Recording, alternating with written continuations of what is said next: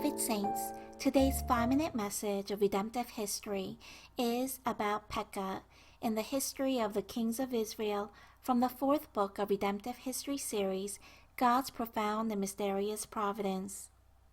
Pekah was a trusted servant of King Pekahiah. However, he killed Pekahiah in the citadel of the king's house and became the king of Israel.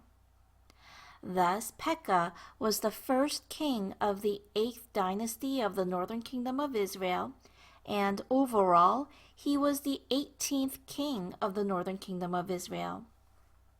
The name Pekah means opened eyes or an opening.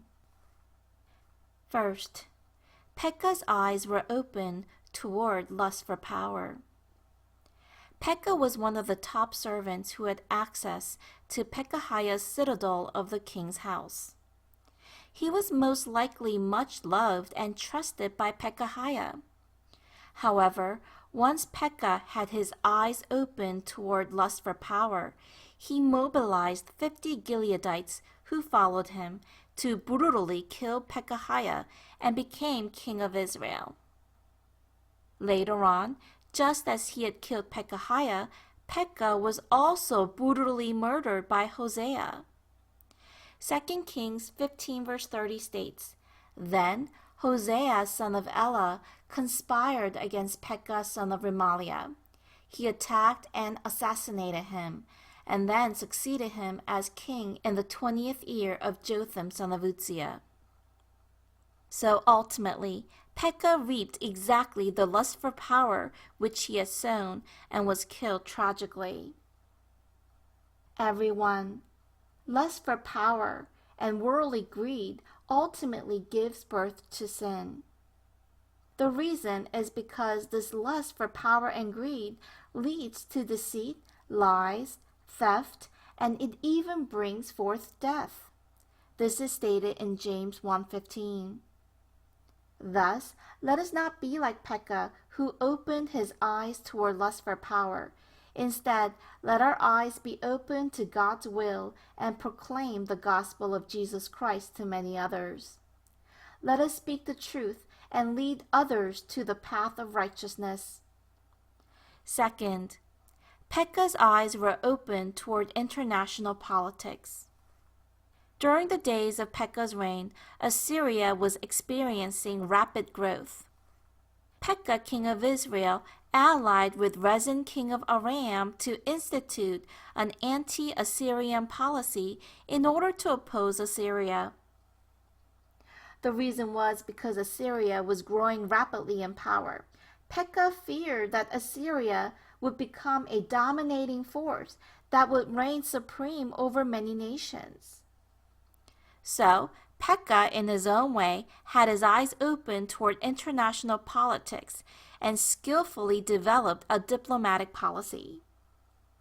Then he pressured Ahaz, the king of Judah, to be part of the alliance.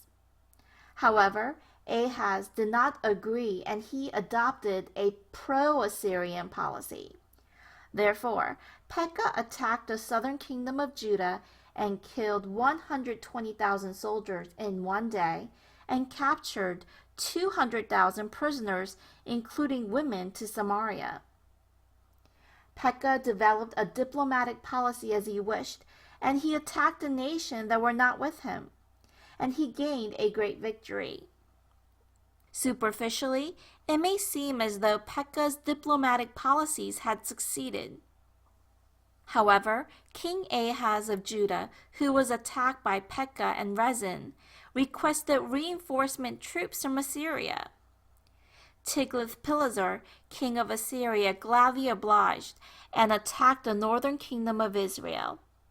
As a result, Israel lost all of the northern regions around Galilee, and many of the people were taken captive. The Bible testifies that Pekah continued his prideful ways and did not repent until the end, when he was killed by his servant Hosea.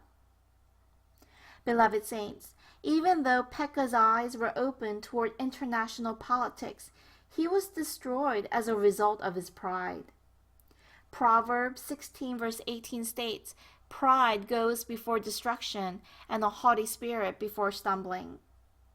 So today, let us not live a life of pride with our eyes open to worldly lust for power and happenings in the world. That leads to destruction. Instead, let our spiritual eyes be opened and turned from darkness to light and from the dominion of Satan to God. Let there be such victory in our lives, I bless in the name of the Lord.